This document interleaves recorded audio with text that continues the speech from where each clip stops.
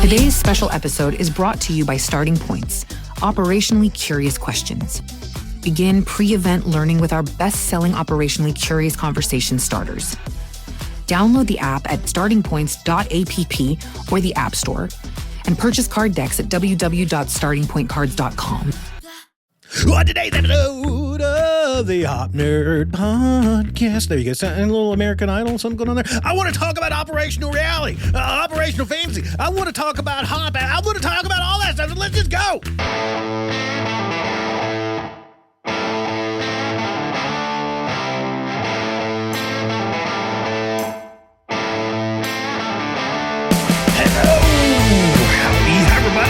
Welcome to another episode of the Hop Nerd Podcast. I am your host, Sam Goodman, the Hop Nerd LLC. Make sure you head over to the website, www.thehopnerd.com for fundamentals, learning teams, support, and so much more. Send us an email, thehopnerd@gmail.com, and be sure to follow along with us on all things social media at The Hop Nerd or at Sam Goodman.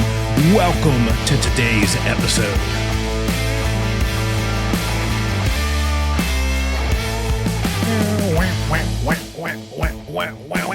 Well, let me change it. Lou's got the flu and he's let up. Sorry, I've had Roger Miller brain lately. I'm a huge Roger Miller fan.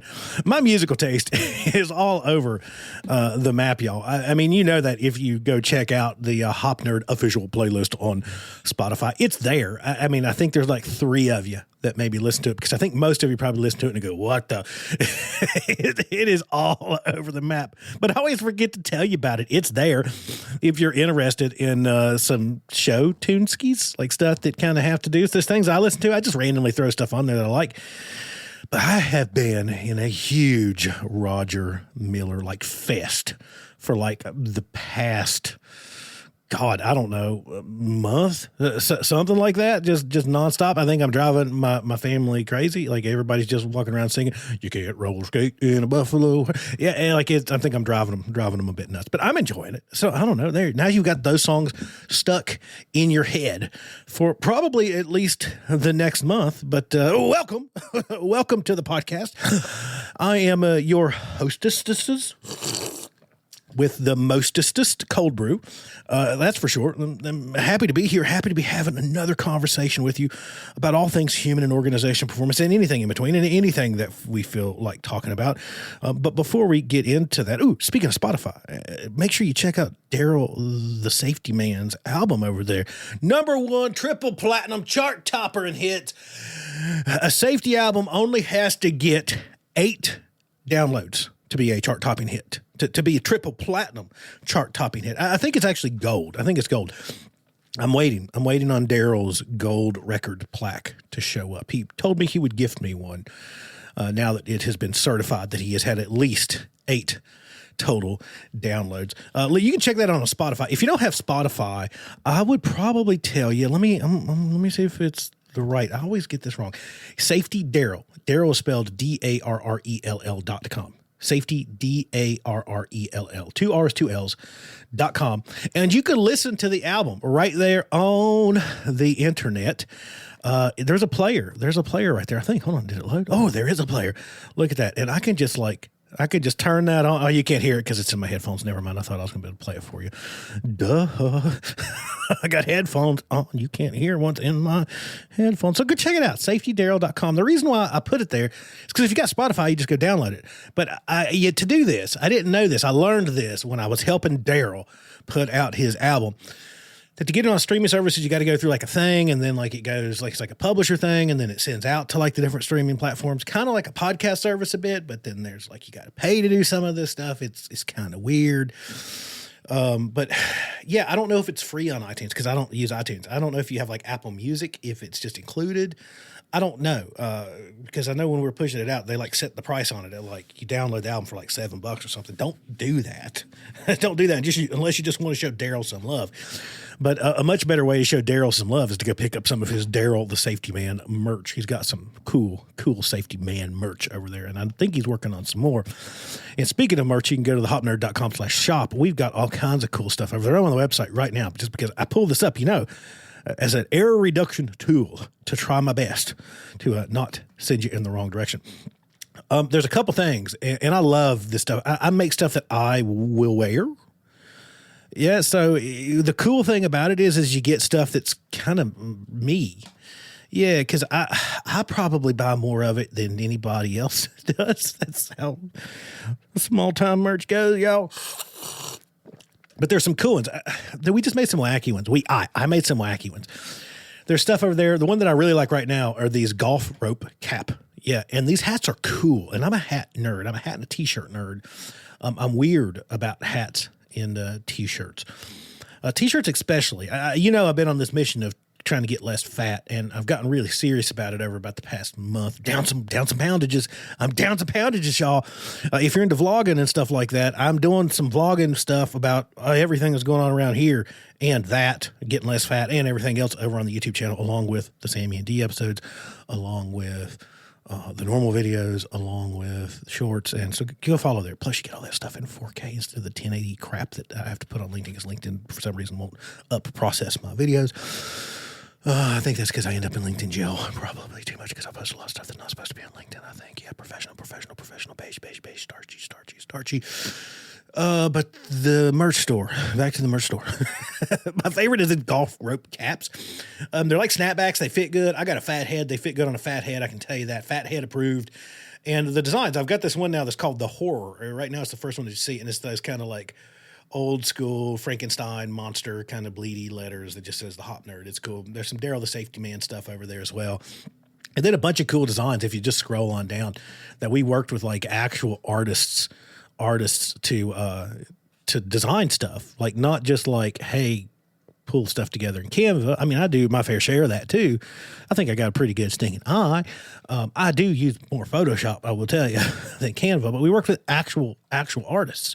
Yeah, so cool stuff, like hand-drawn, cool stuff over there. All kinds of different logos to fit your style. And mine changes pretty much daily, to be honest with you. Whatever mood I'm in, if I'm wearing a skull with a lightning bolt T-shirt, or a guy in a cooler full of ice. It's a dry heat. We're repping Arizona here, y'all. Or it's the beachy vibe, or it's the tarot card vibe, or I've even got the I Hate the Hopnerd shirt, a little tribute to Elvis out there, right? I hate Elvis, the cool old Elvis buttons that were out there. There it is. Everything's there. So check those things out.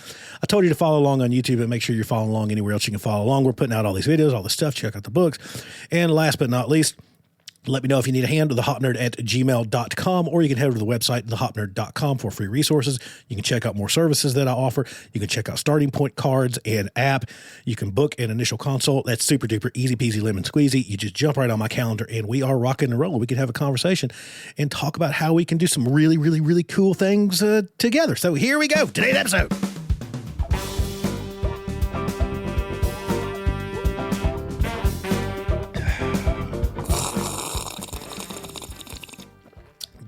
Delicious cold brew, y'all.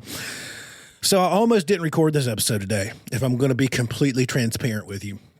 And I am. I hope that you have learned to know me, grown to know me well enough that I don't hold anything back. And what you see is what you get. And I don't think, in my personal opinion, there's any other way to live your life. But that is a conversation for another day. All this is to say that to be completely, totally, brutally transparent with you, I didn't feel like recording a podcast today. I just didn't feel like it. And I told you, I've been on this diet thing for a minute. I promise this all goes together. It's not just me rambling. And so I've been in here working on some stuff, bunch of emails, like office stuff, business stuff. It's just normal. We all deal with that. It's just part of our life. And not bad emails, like catching up with folks and planning work and, normal stuff. And but I'd been locked in here for a minute. And I got up and I went in the kitchen. I had my breakfast this morning. I had some hard-boiled eggs and some oatmeal. I'm being good, I promise. Yep. Overnight oats. Yeah, with oat milk and no sugar and like a handful of berries. Yeah, pretty good. And some, I'll say hard-boiled eggs, but like soft to medium boiled eggs. That's the ticket. Fight me. That's the ticket. Hard boiled eggs taste like chalk. Sorry, they do. If you want to take them next level, we've been doing the marinated ones. So I'm a hillbilly, y'all. I love a good pickled egg. I like the old beet pickled eggs. You know, the pink ones. Yeah. We used to get them at the roller skating rink where I lived. You get them at the bowling alley. They're right there next to the pig's feet. Yeah, you know what I'm talking. You know what I'm talking about. And so I haven't quite convinced the family here to go down that rabbit hole of pickled eggs, even though they're freaking delicious. But we started doing marinated eggs, like the Japanese style marinated. I think they're Japanese style. Forgive me if I'm wrong. But like the kind you get in like ramen and stuff. And so I've been marinating them and just making different concoctions with those. The ones I made recently, hot chili flake stuff, right? Soy sauce, yeah, a little like splash of sake in there, like let them set for a couple of days. Delicious, wake you up first thing in the morning. But I'd made some yogurt to eat later. I went in there to get my yogurt after taking a break, right? And again, I'm doing this thing. I've been doing it for about a month now. Plain, non-fat yogurt, some whey protein mixed in that, and some of that little, that cinnamon toast crunch powder you buy in the grocery store. Yeah, just a little bit of that on top. Delicious. And then I went to get out this thing of kombucha that I have in there. And it's mine. It's just me that drinks out of it. And it's this, I say that because I drink straight out of the jug. It's this big old 2-liter looking glass bottle. And I take a couple swigs of that every day. I just enjoy it. It's like a nice little refreshing treat mid-morning in between cold brew and trying to drink gallons of water on top of that. And then I was looking at it and it said wisdom or positive words for your day or something on the side of it. I'm just having all these thoughts about how I don't want to record this podcast today. And it has nothing to do with you guys. I love hanging out here and having this conversation with you. I just wanted to maybe just go screw off for a while. I just had the blahs for a second.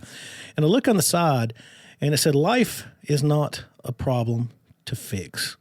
Life is a reality to experience. Now, the reason why that made me come in here and do this podcast is because I'd already jotted down on my notes that I wanted to talk a bit about operational reality. And in particular, operational reality versus operational fantasy. And I think that quote is a great place to start. I really do. Think about that for a second. Life is not a problem to fix, but a reality to experience. Let's rephrase that a bit for our purposes and say that work is not something to fix, but a reality to experience or a reality to learn more about.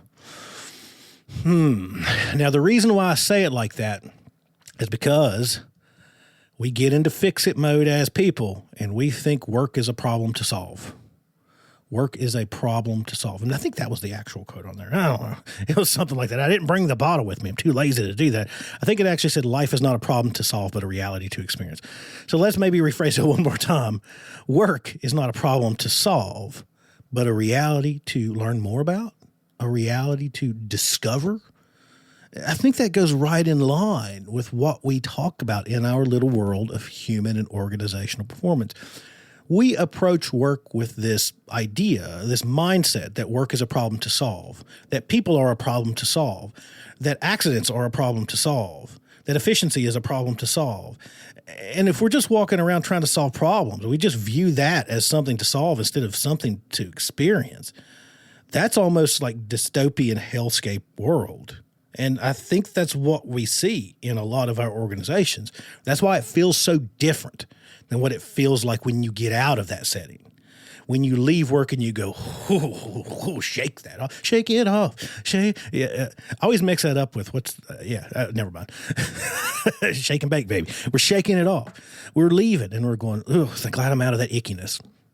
Because I think some of it is that we view that experience as always as a problem to solve, as something to fix.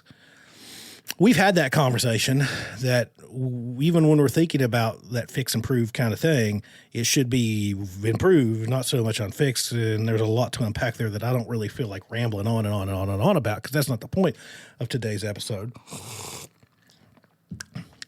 But back to our quote. Work is not a problem to solve. It's a reality to learn more about. The reason why that stood out to me is that we go in with this idea of solving problems instead of learning more. But the problem with that is that you can't really solve problems. And let's scratch out solve problems. Let's say you can't improve very well unless you learn more. But we prioritize fixing over learning. And then we're surprised that our fixing doesn't work out how we'd hoped that it would work out. Yeah. And the reason for that is because we haven't really gained any understanding of operational reality. Our improvement strategies on our better days and our fixes on, I won't call them our worst days, but our weirder days, are being built on best guesses. They're not being built on operational reality. I use the strong words of operational fantasy that people poo-poo at all the time. How dare you? Yeah, of course. I get a lot of, how dare you? But it's true. The opposite of reality is fantasy. And if you're not tapping into reality and you're living in the land of make-believe, that is fantasy. Yeah, so poo-poo all you want. Yeah. But if we're not learning, if we're not tapping into that reality, and we're just viewing work as a problem to solve, and worse yet, a problem that we solve in a vacuum without seeking to understand, without any operational learning, without even touching base with those nearest to those problems, the people that actually have to live with those problems, we are living in the world of operational fantasy. It's this classic black line, blue line discussion, right? Our plans, our procedures, our checklists, our paper, our ideas of how work happens versus how work actually gets done in the real world. This operational reality, this messy, dynamic, unpredictable, oftentimes surprising world of how work's actually done. Right? Again, in HOP, we tend to refer to that as black line, blue line. I like to refer to this a lot of times as operational reality versus operational fantasy because I don't know. I like to be a little bit more on the nose maybe with it. I speak in hillbilly. Sorry if that offends some people, I guess. But even when we think about human and organizational performance, I really like to share that if we really zoom out and we talk about the intent here, like the point with this stuff, of these 5 HOP principles, of leading through these 5 HOP principles, what we're really trying to look for as the output is the ability to operationally learn and improve. That's really what we're trying to do. Because we know that leading through those principles, we tend to create an environment in which honesty is possible. We tend to create an environment in which people can tell the truth. We create an environment when we lead through those principles, we prove it, we prove that we mean it, we show that we mean it. We really start to create an environment in which we can operationally learn and improve over time, in which we can tap into operational reality, the good, the bad, the ugly, and the scary, giving us that information that we need to actually create a meaningful change within our organizations, change that matters, change that actually changes things, change that actually positively changes things. Yeah, that's kind of the point. That's why when we think about this stuff, like the principles that error is normal, blame fixes nothing, context drives behavior, how we respond matters, learning is vital. Ooh, I got them out of order. I'm just rambling them off here, y'all. That's the point. That's the point. When we lead through those principles, we're really creating an environment that allows us to tap into operational reality. That ability to tap into operational reality is one of the most powerful tools that we have. It matters so much because it impacts everything. It's usually not just safety stuff, y'all. We know this. If I can't tell you about scratching my pinky, I definitely can't tell you that we've been having to bend the rules on timesheets. Yeah. If I can't tell you that I ran over a safety cone without you having to pull out your pants-proof executive depends for when you spring a leak under pressure, then I definitely can't tell you that we're having to get kind of weird with that rule. That's not safety related. I just can't tell you that stuff. We're depriving ourselves of that vitally needed information to make good operational decisions as leaders up and throughout our organizations.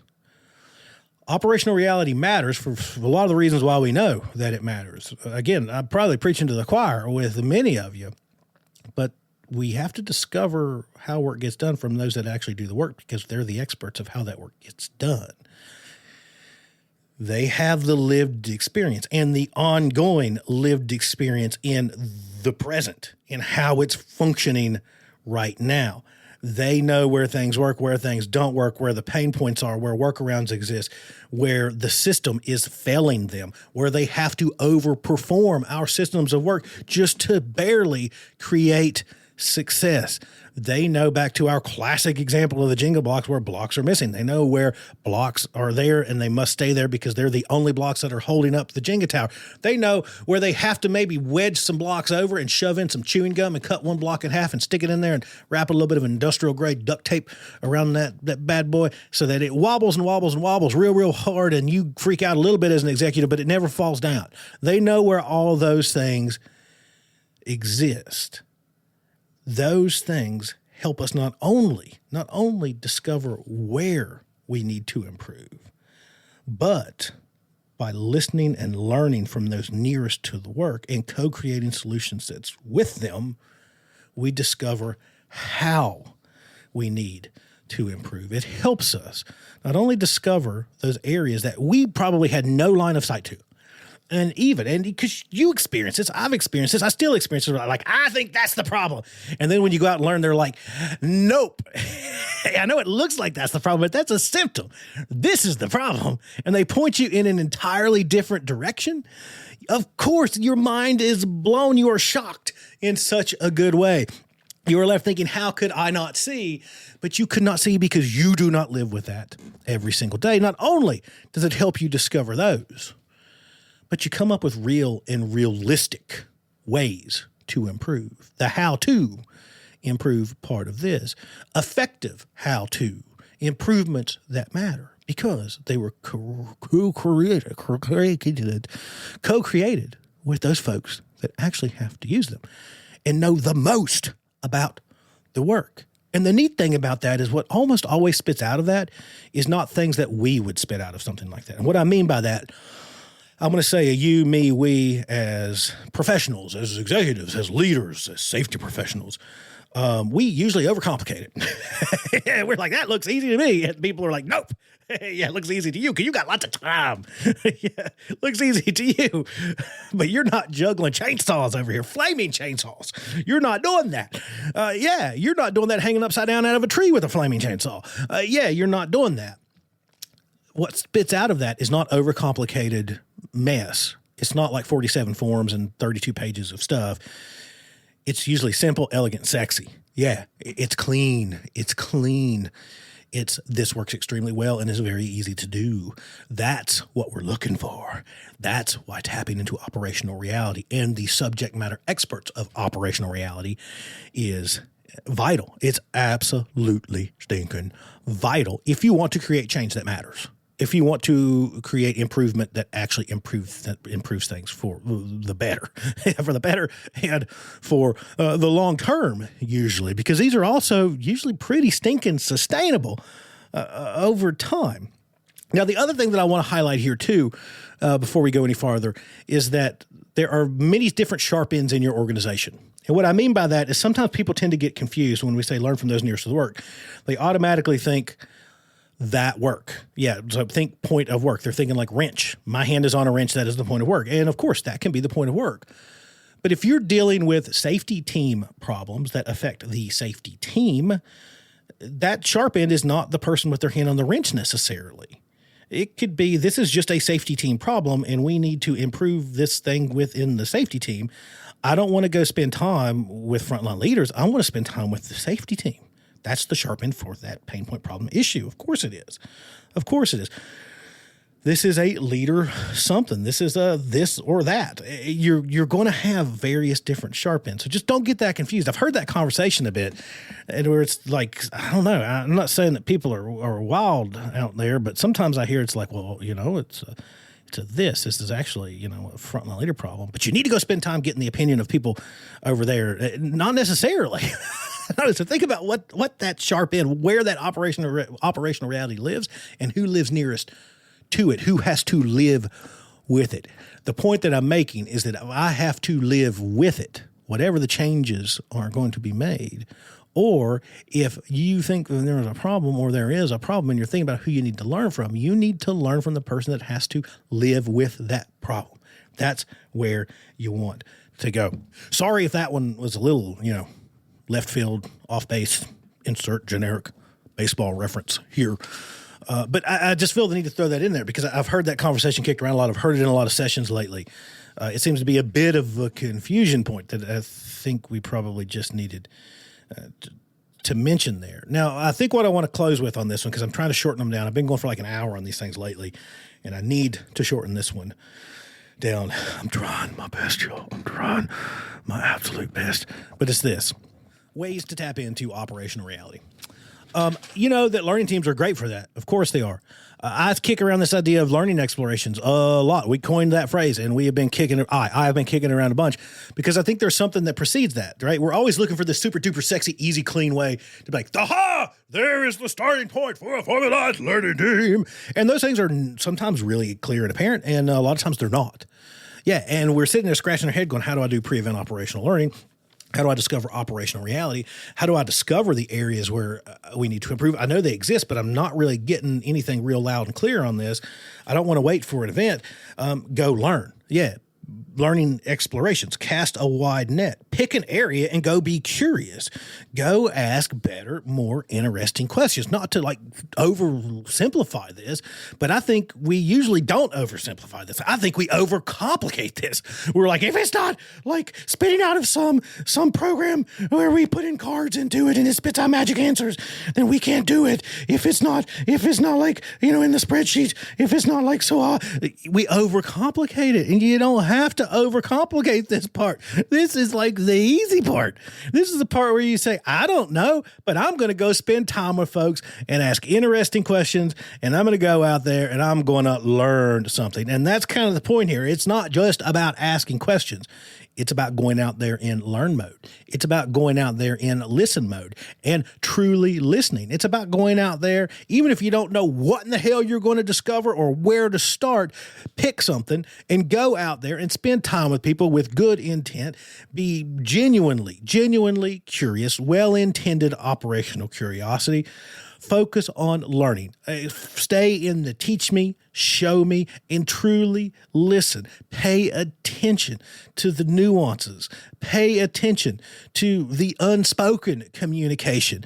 Pay attention to those subtle cues that reveal where people are struggling, even when they don't kind of want to tell you that they're struggling, because maybe they just don't have that kind of relationship with you yet. Or maybe if you're like me, I don't want people to know that I'm struggling. I want people to think that I'm cool and badass and I'm going to get this done and there's no such thing as this. Yeah, go out there and be genuinely operationally curious. Of course, ask better questions. Yeah, we have starting points and all those things that can help you with that. They're out there. If you want to go starting point cards, pointcards.com or thehopnerd.com, they're at the top. But you don't need those cards. They're helpful. Getting a lot of feedback on how cool those cards are. Working with companies to develop their own internal card decks, which is really stinking cool. Those are fun projects. But you don't have to have those. Those are great tools you can put in your leaders' hands. Those are great resources you can put in people's hands to help them go out and cast that wide net. And then you're listening and you're finding those areas. You can group and you can bucket and you should. And, you can hear something that sounds like engineering drawing sucks. They suck. They're horrible. And you're going to hear that a whole bunch. And then you're going to find that people say that in about 47 different ways.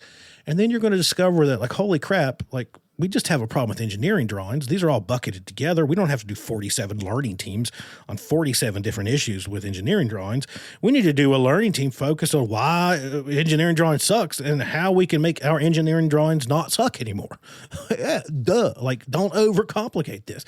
Go out, be operationally curious, and tap into operational reality. You're not going to regret it. You're going to find some stuff that scares you. You're going to find some stuff that sounds like, Bob almost died over there last Tuesday and he didn't tell no nobody. And when you do, you can't freak out and go shit on Bob. You just can't. That's not how this works, because then you will never hear that story again. That's not a bad day. That's a good day. I know that doesn't feel like a good day, but when you tap into that reality, even when it's scary, especially when it's scary, it's giving you pre-event opportunities to improve. And as we said from the very beginning, instead of it being operational fantasies on a probably not so good day and on our best days with some of that, operational best guesses, educated, hopefully, operational best guesses, instead of it being that mess, you're dealing with real deal facts. You're dealing with real deal information. You're dealing with the good, the bad, the ugly, scary. And that's exactly what we need in our complex, complicated, dynamic work worlds. That's all we can afford to have is real deal information. Because without that information, I don't have the stuff that I need as a leader, as a frontline leader, as an executive, as a safety person, as anything. I don't have the information that I need to make good operational decisions.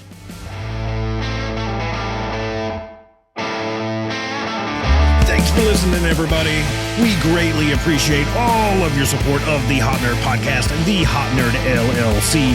If you need a little bit of help of bringing human and organizational performance to life, if you would like to take your efforts around learning and improving to the next level, yep, I can help with that. Head over to www.thehopnerd.com or send me an email, thehopnerd@gmail.com.